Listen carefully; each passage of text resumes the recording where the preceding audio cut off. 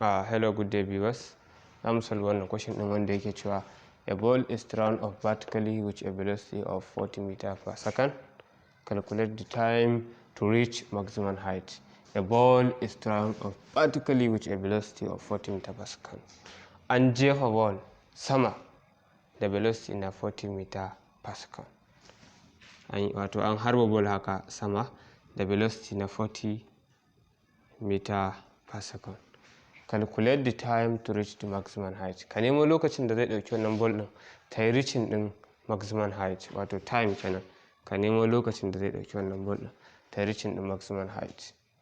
So wannan case ne under motion under gravity, wanda na solve cases akan shi da yawa. Idan kana so ka kalla a cikin description ka danna za ka gani. Okay, let's continue. Za ka yi amfani da formula wanda yake cewa B equals to U plus GT. So amma ka sani wannan case ne na motion under gravity. Idan aka ce an jefa abu sama, so a motion under gravity final velocity is 0 kuma G is negative. In aka ce an jefa abu sama a motion under gravity, final velocity is 0, sannan G acceleration due to gravity is negative.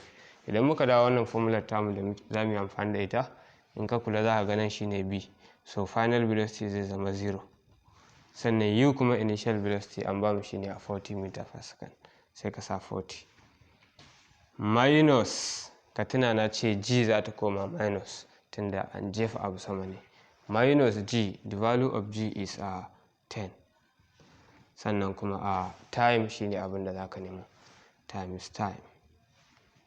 So kaga zai zama da cewa kenan 40 minus 10t nan is just 0.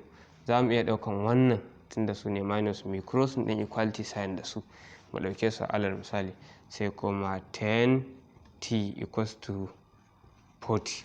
Wannan 0 ne kawai, you can neglect it, za ka iya kyale shi. Mun ɗau wannan minus 10t, in ya tsallaka equality sign yana negative zai koma positive. So yanzu time za ka nemo, sai ka ce divide side by the coefficient na time, abin da yake jikin time, wato 10 kenan, sai ka ce 10t equals to 40 divide side by 10 by 10 divide side by 10, 10 cancel 10, sai t ya zama na equals to 40 divided by 10, and 40 divided by 10 is 4 seconds. So wannan shine lokacin da zai dauki ball idan aka wurga ta da velocity na 40 meters per second ta yi reaching maximum height. Thank you. For more videos ka danna description box, za ga da akwai videos misalai irin wannan da kuma bayani akan shi gundarin mai motion under gravity din da na yi. Ka duba description, za ga da akwai link, sai ka danna ka je kalla. Thank you.